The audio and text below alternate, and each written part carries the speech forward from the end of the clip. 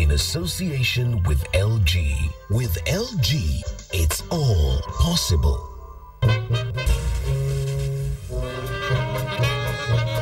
To fix any LG product, call us toll-free at 0800-545454 and we will be at your doorstep. I'm Jeff Koinange. Tonight on Jeff Koinange Live, he is controversial. He is a firebrand. He was there at the start of the Second Liberation, and he got beaten to within an inch of his life. We're talking about the controversial cleric, Reverend Dr. Timothy Njoya. He's going to join us for the entire hour right here on Jeff Koinange Live, where we'll be asking the hard questions. It is time for Jeff Koinange Live.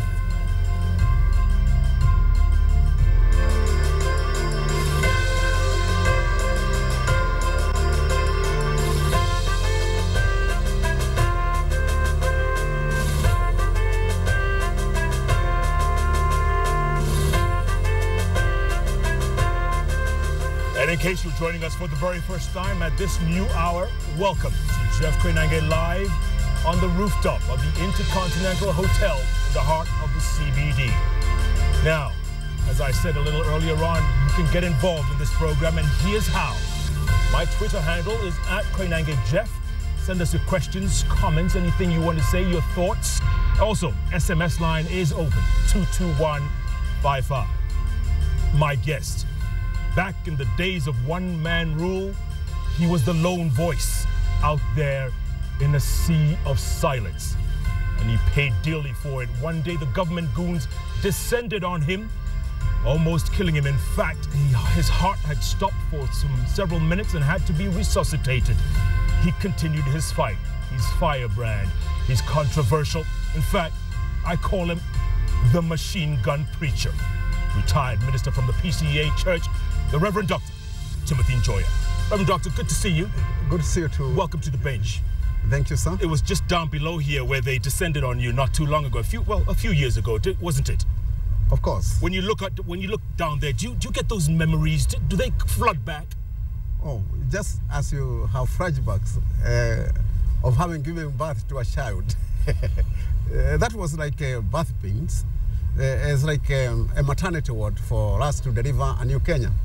And therefore, I just look at it as simply another way to regenerate and deliver new Kenya. And some blood had to be shed. All women shed blood to give birth to babies. And when that new Kenya was born, 20 years later, when you look at this same Kenya, is it a disappointment, or are these the growing pains of a new Kenya? No, I cannot be disappointed, because you always appreciate what God has done through you or through many other people. You are not yet in heaven. A change and transformation is a process that we must undergo daily. You know, I got saved in 1956, and I'm still getting saved and keeping on pressing on until I get to the prize. Okay. Let's look at Kenya since the last general election. About, what, since March?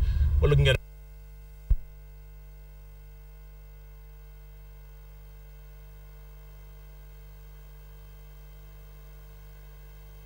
But the most disappointing thing is that we have a rogue parliament.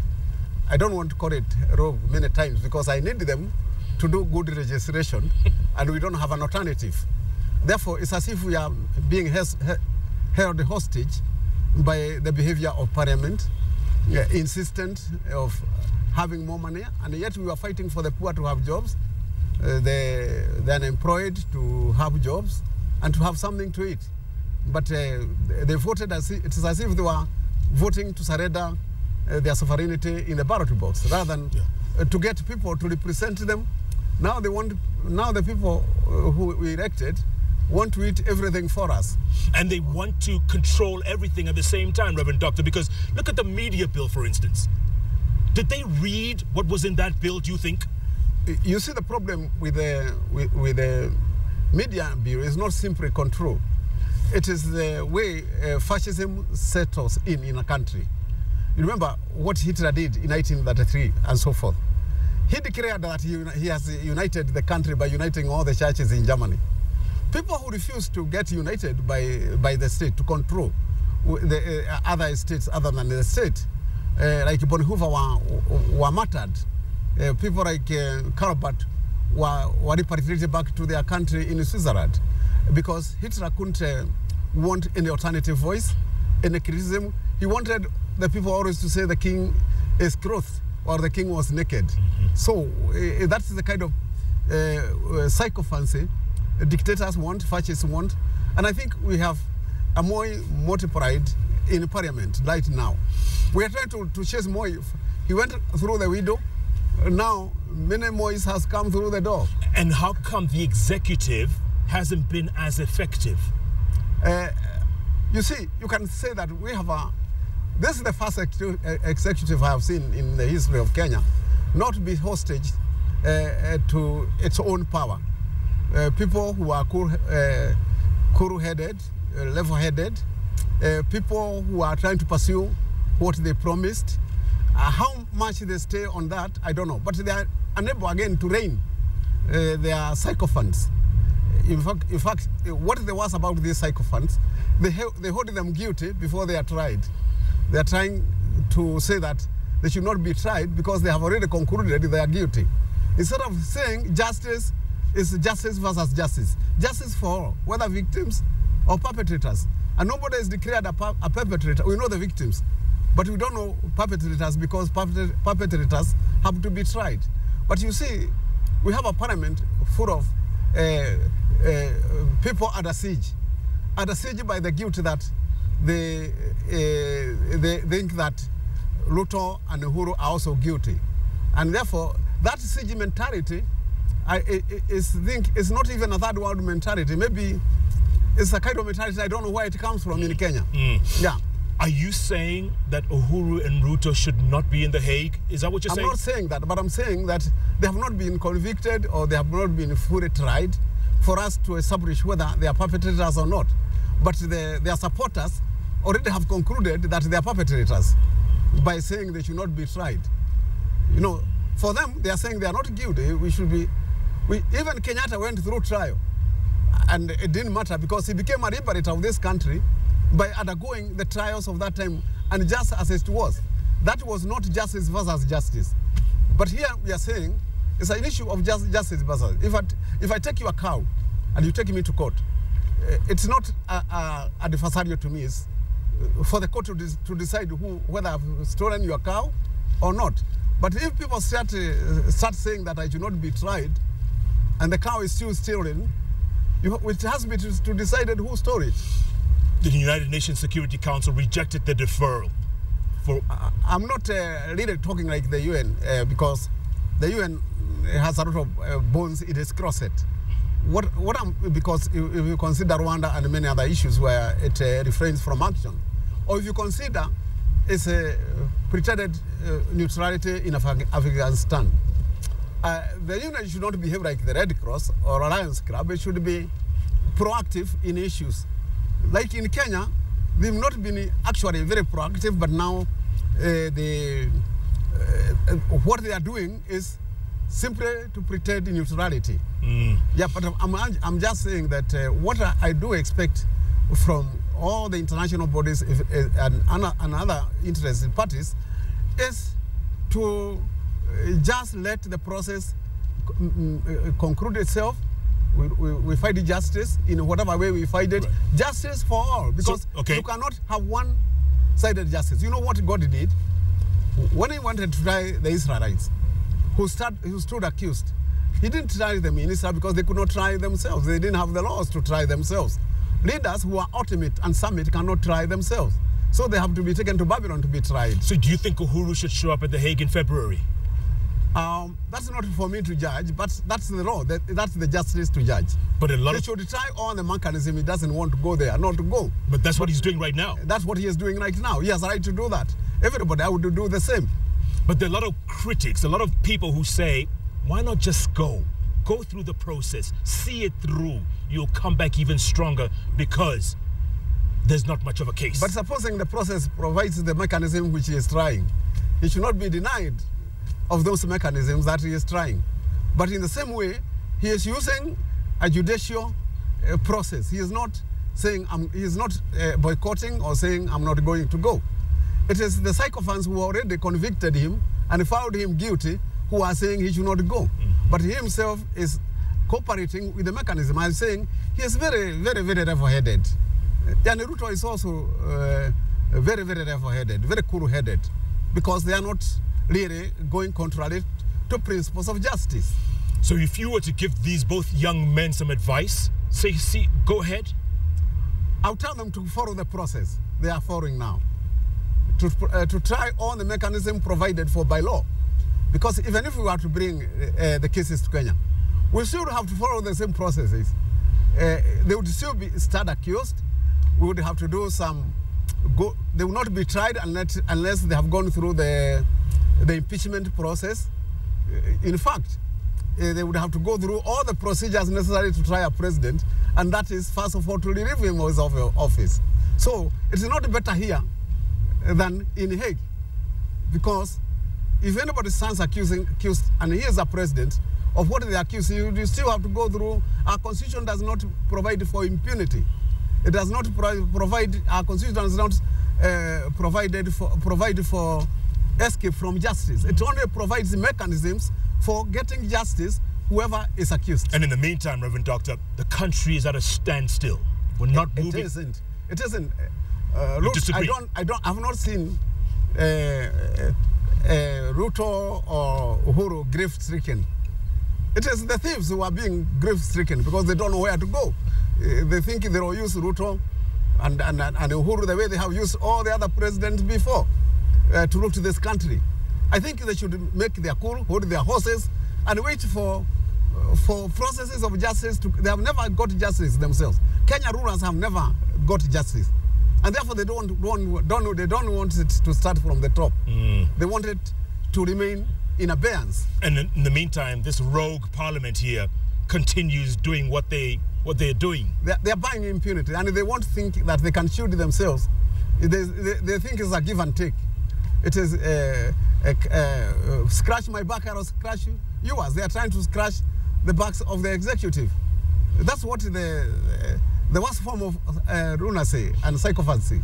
Yeah, but Reverend Doctor, and I keep saying this, and I've heard this before several times, we get the leaders we deserve. We voted for them. I don't believe so. When you impoverish a country so much, and that's why they want us to be poor. That's why they are bringing the NGO bill. You can't get money more than 15%. Imagine if there was no Red Cross in Kenya, if there was no World Vision digging wells in northern Kenya. Imagine if there was no, about over 40% of all RV medicine is being by NGOs in Kenya.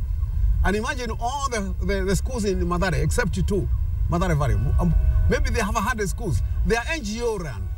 If you say that there is not going to be over 15% of NGO money, you would be preventing 156 billion shillings from coming Kenya. 1.5 also billion dollars from America being coming through philanthropy and charity. When you prevent that, what are you saying? You want Kenyans to be poor doubly. You don't care about Kenyans. You only care about your stomach. But that's what I was saying earlier on, Reverend Doctor. These honorable or not so honorable members, do they read the bills, or do they really debate the bills in front of them? Don't say anything that might upset them, because there are still bills to be debated. But at least you bite both ways. Tell them that they are rogues, but they can be saved from being rogues. Promise them some escape route. Yeah. There's hope. Tell them that there is the blood of Jesus Christ to cleanse that kind of roguishness. But Reverend, 3 years from now, they're going to be campaigning to come back in there. They will come because they don't have impoverished people more, and they don't have made more money to buy the people. What do you think they are doing? They are looking for capital to buy our votes, to surrender our sovereignty to them again and again and again. As long as Kenya is poor, it's going to be beholden by these parliamentarians. At the end of the day, what should the executive do? Because we keep saying he should crack the whip.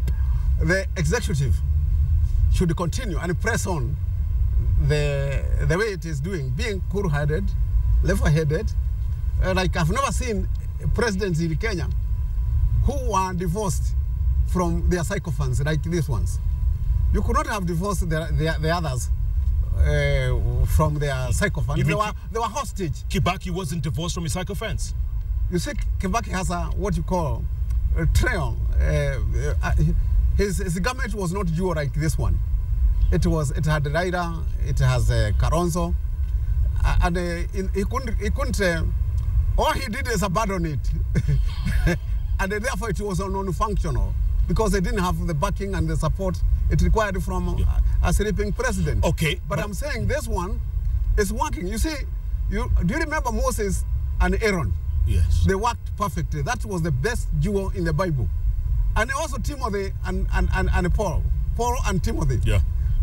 Paul entrusted Timothy with the kind of things Uhuru should entrust Ruto with. In fact, Uhuru needs Ruto more than Ruto needs him, and even more than he needs himself, because that's what Nixon did, and that's what also Truman did. He left Marshall to run Europe, and also you remember the Marshall Plan. Yeah, Marshall Plan. Europe was so important to American survival that Truman left the most capable general and the Secretary of State to run Europe. I'm saying you can, because that time Europe needed to recover from the depression and all that. Yes. And I'm saying, so I'm saying, if Uhuru want to survive and become the best president ever, he should be like Moses, whom God gave whom God gave Aaron to assist him to articulate the issue, because Ruto is more conversant with the weirdness of this country because he went through it. Okay, what if Ruto was to be convicted of this in this trial? What if he was to be convicted? What would happen to Uhuru? Kenya would have come out better if he was tried all the way through than if he rejected to go through the process of justice. I asked you if Ruto is convicted. Okay. What would Uhuru do? Yes. God would provide him another Aaron. But you just said he needs Ruto more than he needs him, but actually Ruto's mother was not the only mother in Kenya. There were many other mothers who could have produced sons like him and daughters. I do believe that there is always provision for when justice is done, but not when it isn't done. You cannot teach impunity when you are a leader. You must always teach straightforwardness, integrity. You must always teach all the moral values, and you should not follow immorality at all if you are a leader. You should be godlike. You should be Christ-like if you are a leader. You should always want to face the cross.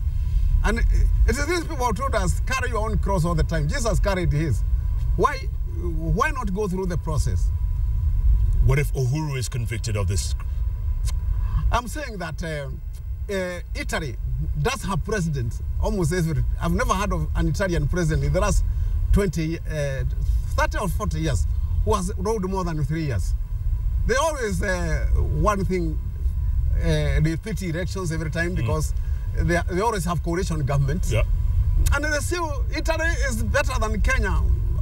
But we're a nascent democracy. We're a young democracy. No, we are not young anymore. 50 years is enough for us not to be young. You think I'm young? I'm gray-haired. I don't think I'm young. I think I'm sophisticated enough to run Kenya, even myself. You could. I've been running Kenya as president outside the State House, and I've never been unable to furnish. Why should the president have me killed and brutalized if I'm not taking power from them? So I'm saying I can run Kenya from outside the State House with ideas, with the morality, with the views, with the word of God. Why can't Kenyans survive? They are mature. And I don't want anybody to underrate the maturity of this country. Okay. The country is not personalities. It is a nation. Okay, Reverend Doctor, hold that thought. The country is not personalities, it is a nation. Hold that thought. We're going to take our first break right here because it's getting pretty hot out here on the roof. My goodness, where's my fire extinguisher? Oh my, Reverend Doctor, the machine gun preachers, come out. Guns blazing. I tell you, this is going to be a good one. Don't even think of touching that remote control. And if you're just joining us, well, grab a seat better yet, sit back. Jeff Koinange Live is back in a moment.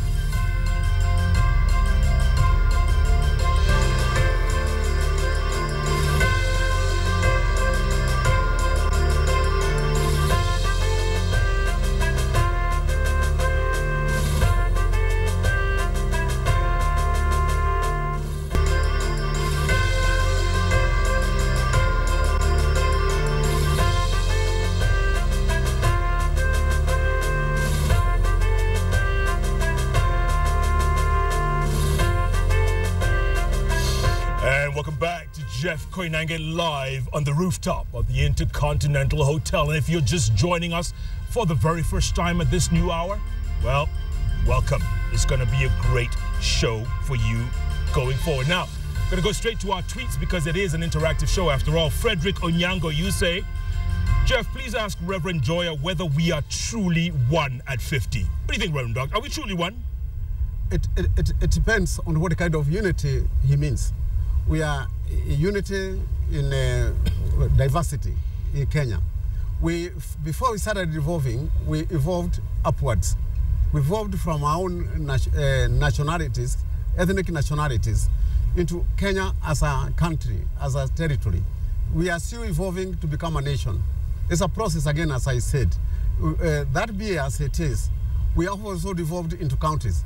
Counties actually may have devolved, but they share a common law. They are governed on equality basis. They owe their loyalty to our common constitution. So even though we have devolved, we have not disunited. But at the same time, psychically, we are institutionally the same. Same schools, same police, same military, same everything. What we have not actually done properly is to integrate our different ethnic nationalities. But I think what Frederick is trying to say is the inequality, the gap between rich or haves and have-nots. He will not agree with me, but actually, the gap between the rich and the poor is it's artificially maintained by politicians. It shouldn't exist necessarily because Kenyans are hardworking. The way we blame them for being corrupt, yet we corrupt them. We impoverish. Kenyans are not poor. They are not poor, they are impoverished. They are not weak, they are weakened. And also, all the things they suffer because they are cost. They have a source. Poverty and the wealth in Kenya are interrelated and they cause each other. Okay. And so the wealth in Kenya is caused by poverty, and the poverty causes wealth. But let me ask you this, Reverend Doctor. So why do Kenyans do it? Those ones in the morning who walk to work from Kibera, from Huruma, from all those slums, walking to work every day, walking back home. In other words, how come there's never been a revolution like there has been an Arab Spring? We shall have, and I expect it. And I will be a chaplain of any revolution in Kenya. But what I'm putting is this way. When you impoverish people, they become beholden to you. They become your psychopaths, they become your tribalists. You eat on behalf of your whole tribe. But yet in the money you have eaten is not even in their stomach, it is in Hague. Not in Hague, it is in Switzerland and in some Iona community somewhere. It is stuck somewhere in the world, not in Kenya. So I'm saying, these people are accumulating wealth not in Kenya. That's why they are against us bringing wealth to Kenya, because they lose power, because their power, the base and the foundation of their power is poverty. And I'm saying, as long as the poor do think they are tribes and they vote by identity rather than by ideology, what will happen is that they will continue to work hard, quarry. They don't sleep they do go to the quarry every morning. They don't sleep in stone houses. They pick tea, they pick coffee, they become sun-baked, and we talk about the national cake. This is the sun-baked cake. It is the people who burn in the sun, under the tropical sun, who actually the national cake. But who is the cake? These people driving the cars and importing with the money, with the foreign exchange earned by coffee, by tea, and by we get cars and vehicles that the poor don't drive. The people who dig quarries never have seen a stone house. So is that what? So I'm saying, yes, we have now set up the structures. If you read our constitution, it promises education, medicine, and it promises housing and other things. Life, liberty. We have set the structures right. What we have not set the structures is on the ballot box by rejecting crooks. Are you saying that the tyranny of numbers will always reign? Not the tyranny of numbers, the tyranny of the rich. Because who in the central province or anywhere will be voted if he didn't steal before, or even if he didn't steal, if he didn't exploit the poor? Actually, you are talking about tyranny of numbers. In Kenya, we have no tyranny of numbers whatsoever. We have the tyranny of the rich. So are you saying someone like you and I can never be elected? Me? Where? In Kenya? Perhaps in the mood. You see, you know, is it integrity and honesty and uprightness and holiness? You know, I'm a holy man. Yes, you are. They don't have a ballot box. So meritocracy doesn't count? It doesn't count in this country. All it counts is to be Sonko or something else like that. I'm glad I didn't say that this time, because I've been accused of saying. I'm glad you're the one who said it. But it comes back to what I told you, Reverend, or what I asked you earlier on. We get what we deserve. No, I would never blame the victim for victimization. Those people who say that are the ones who blame the victim for victimizations. We have come a long way through the colonial systems. When I declared on October 5, 1986, that we must have a new constitution, that we must have a pluralism instead of one-party system, nobody would believe that Kenyans would have walked and marched into the streets to bring that into existence.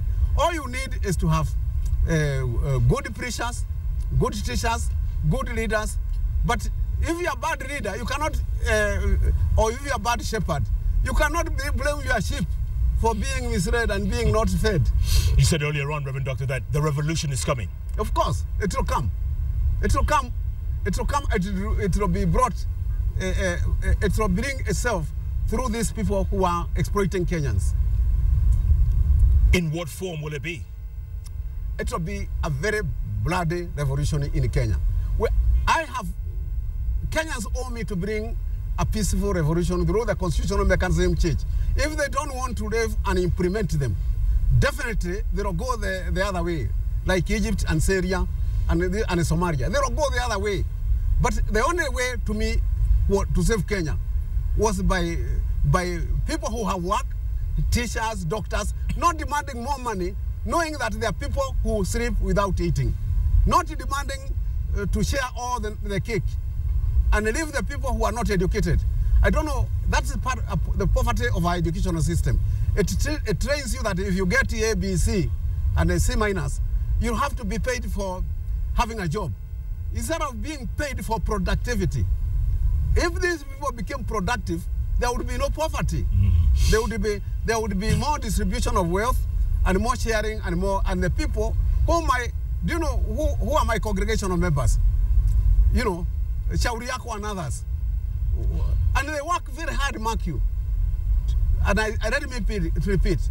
They work hard to pick coffee, to plant carrots for us to eat. They can't afford carrots. To milk cows, they cannot afford milk.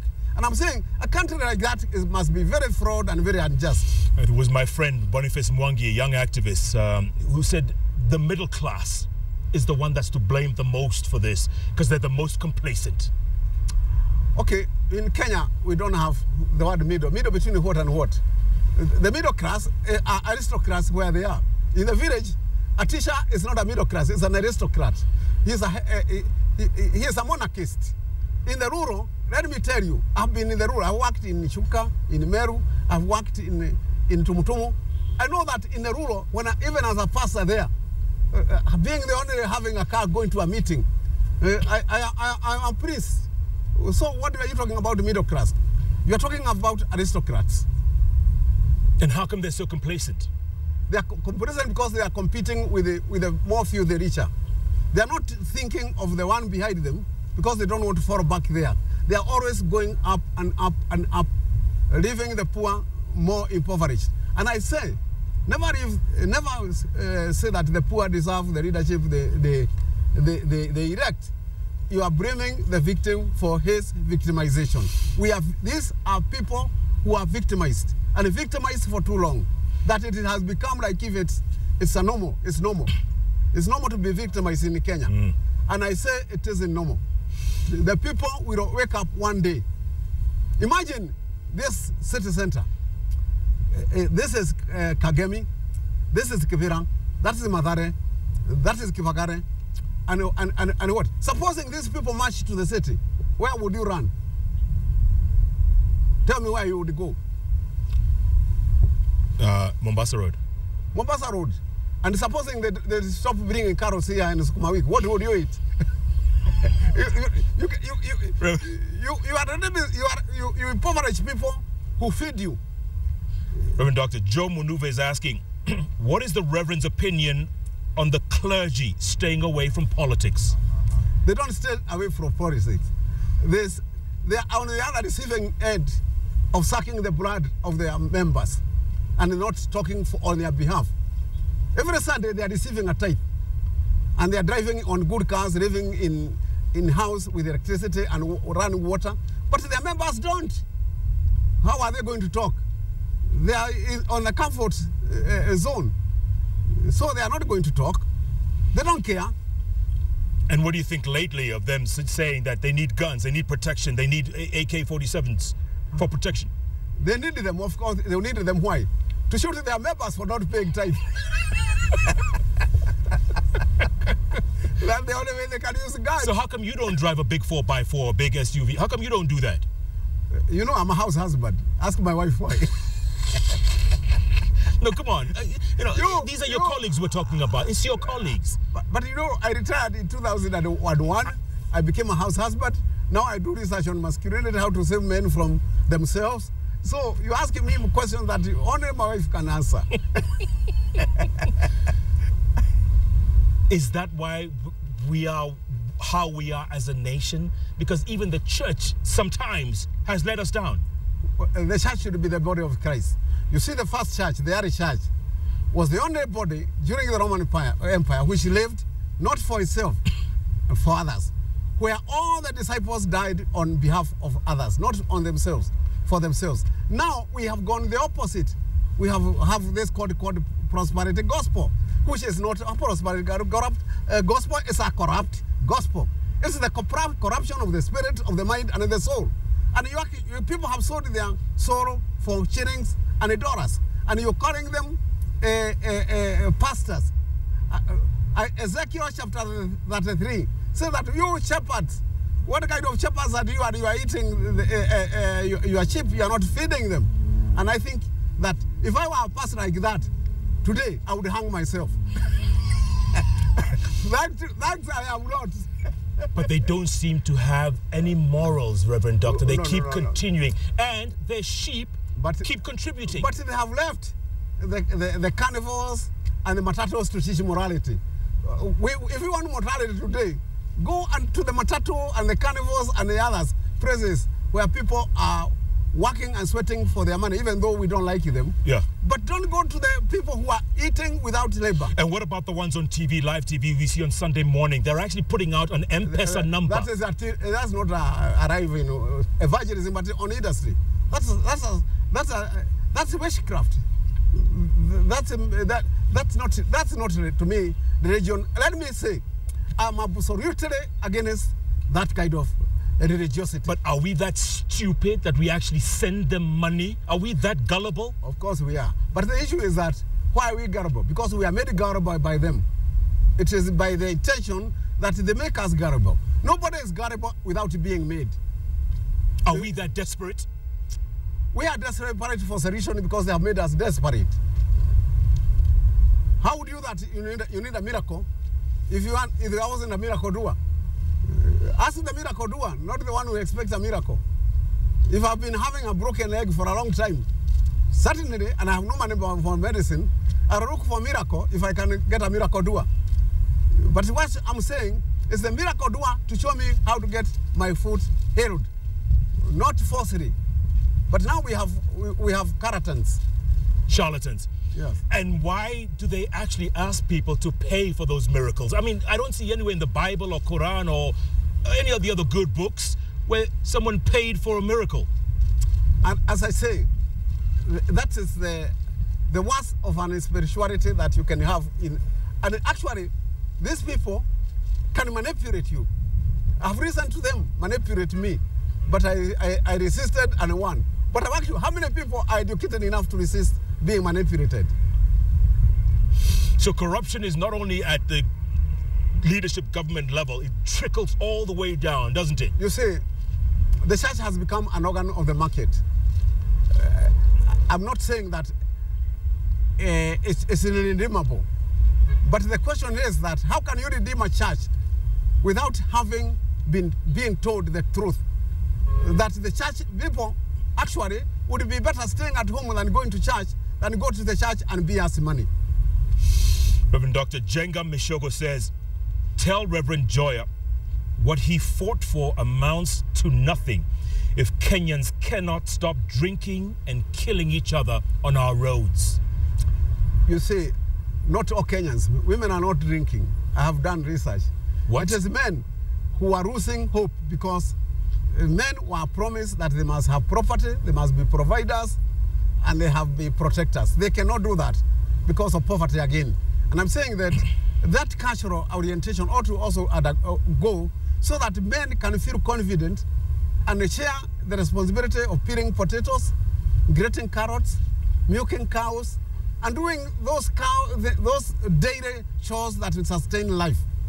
They should be able to wash their babies because that's life sustenance. But if they are not going to do anything, what are they going to do? The substitute is, instead of breastfeeding the child and giving the baby the bottle, they are going to use the bottle as their breast. They are going to suck the bottle and the cigarette and the drugs.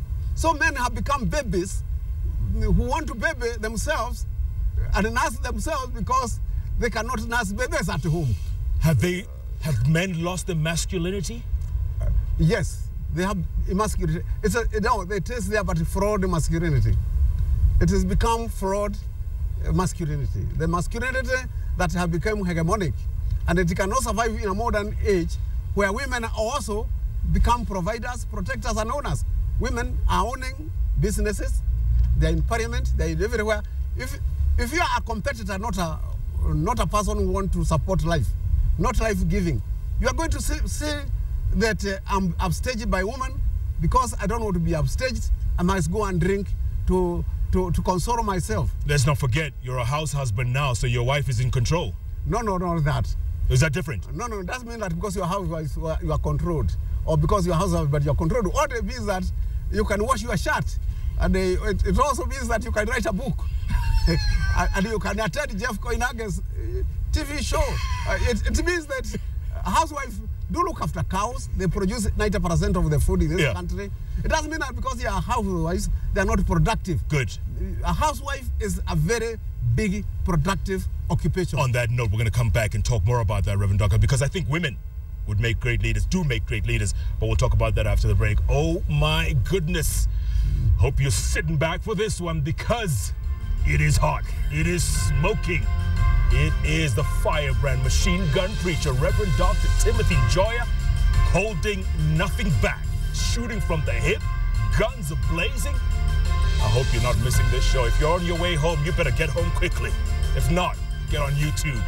You get the highlights. In the meantime, Jeff Koinange Live takes another break. When we come back, more tweets, more chats, and yes, more of the machine gun preacher. We're back in a moment.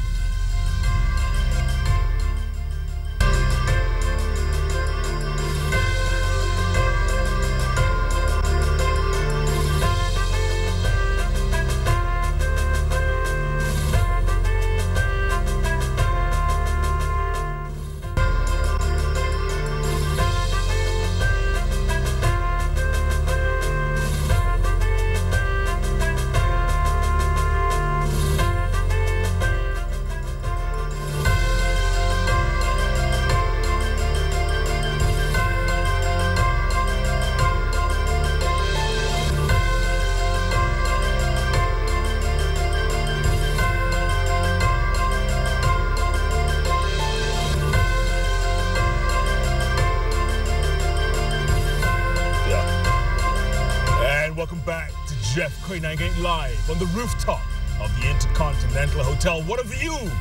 Absolutely. Well done there, Stano. Great view, gentlemen. Bringing it out on this lovely evening. By the way, it was actually drizzling earlier on. When the man of the cloth arrives here on the bench, you know the skies just stand still, if you will. Reverend Doctor, there's another tweet here. Someone is saying, Daniel Kiprono says, please tell the man of the cloth that he is not holy. Only God is holy.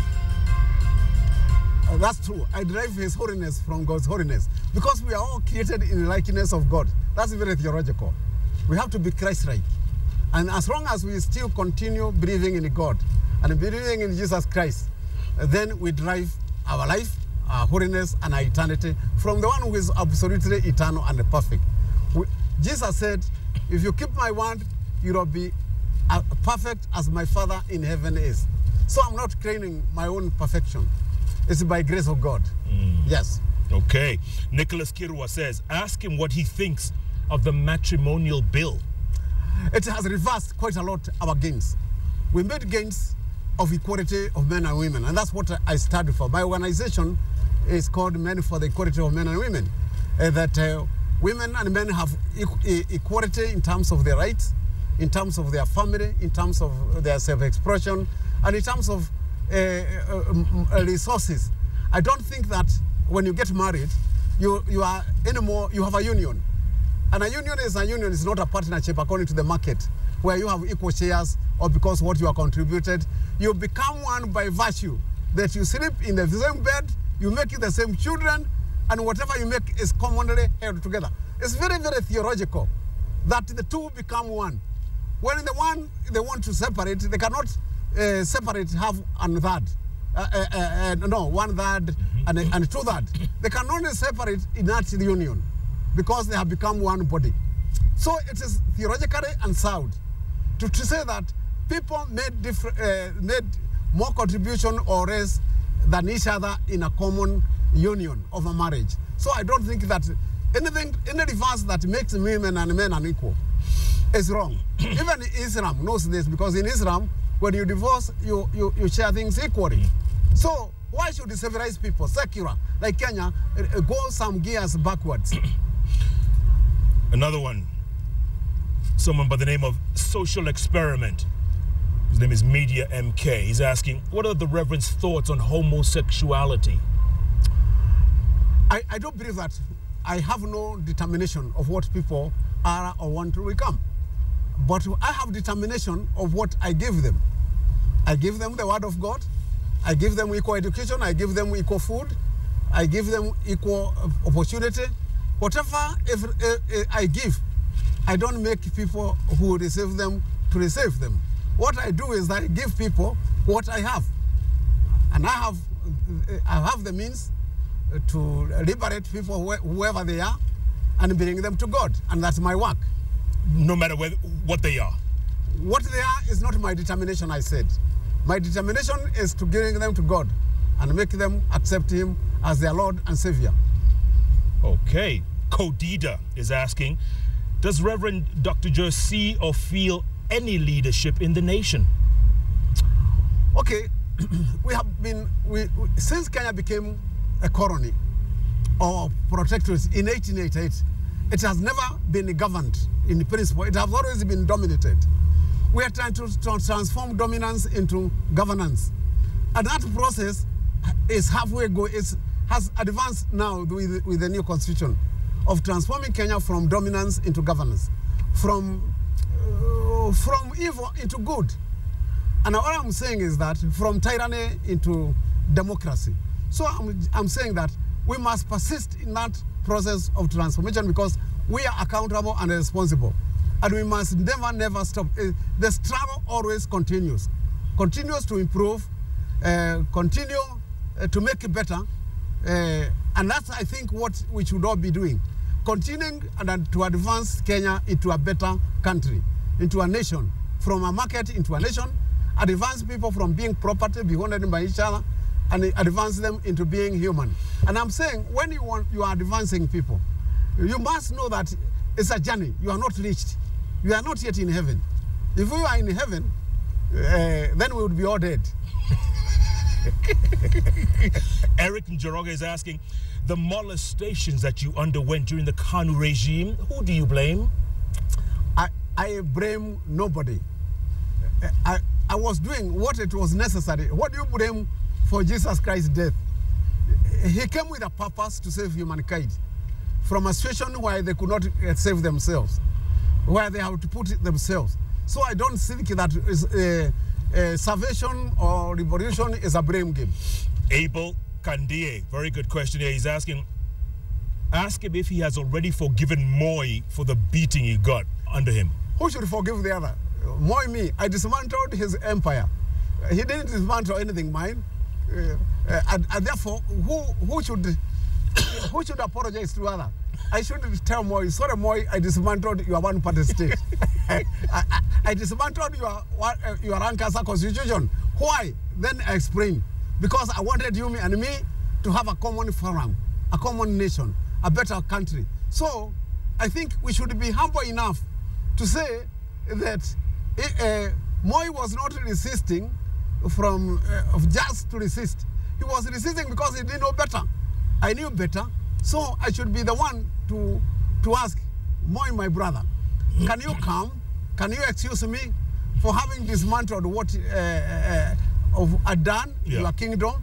So I don't think that we should be asking only others to forgive us or to forgive them. We should not have any blame game in a country like this. We should be building the country with the values and with the better values. Someone called True Black is saying, how many Njoyas do you think can turn Kenya around? You don't need Njoyas. You need people to be saved. I mean, that's what happened to me in 1956. I got saved and became conscious of my need to transform this country to be an agent of change. All you need people is to be more objective than being personal. When you say you are saved, it means you have a point of reference. You have certain values, you have certain beliefs that you hold as dear to you and you want to pursue. You hold people not as your property or as of your objects.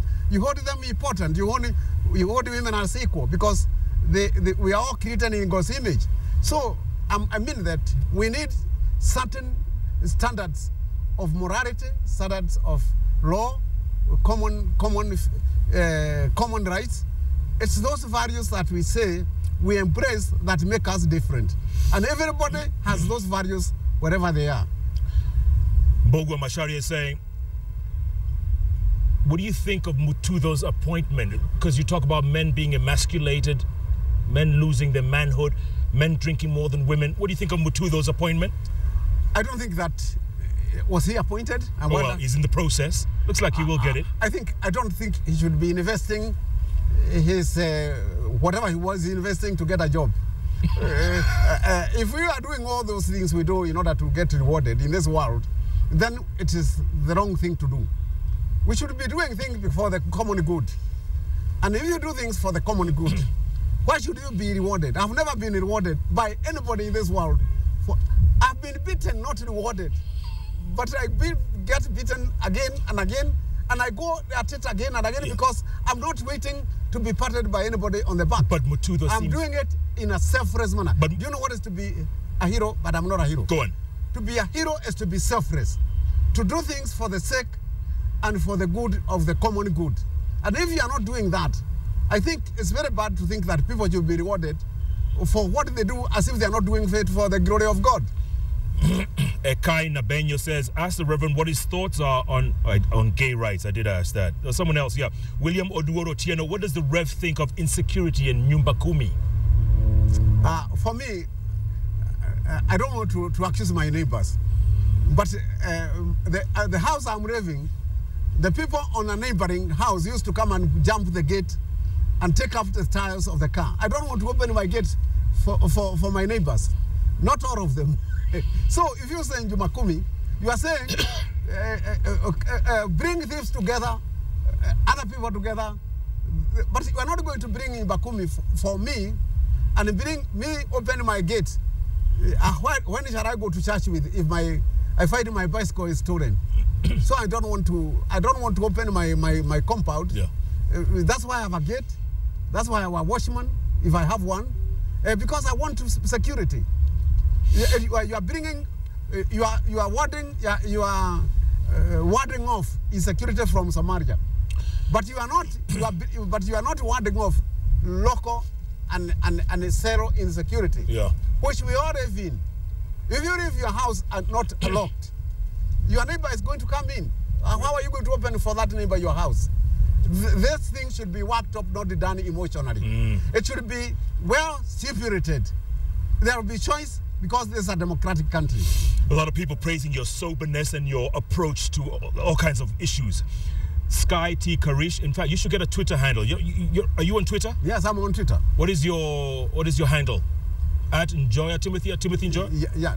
At Timothy Njoya? Yeah. Start tweeting, folks, because they're asking you a lot of questions. I can't answer all of them. But Sky T. Karish says, if President Uhuru was to approach you to be an advisor and Deputy President William Ruto, would you advise them? But he can come to church and I will advise him. Where I preach, what I pray for. Tomorrow I'm preaching at the mother's funeral. He should attend. I don't want to be a special anything to anybody, and everybody to be special to me. But if he asks me for counsel, even for anything, even for money, I can give him because I'm always generous. But I don't want to. But I volunteer to all Kenyans. I don't want to discriminate against Ruto or President Moi or anybody else from being a councillor because I am called to all people.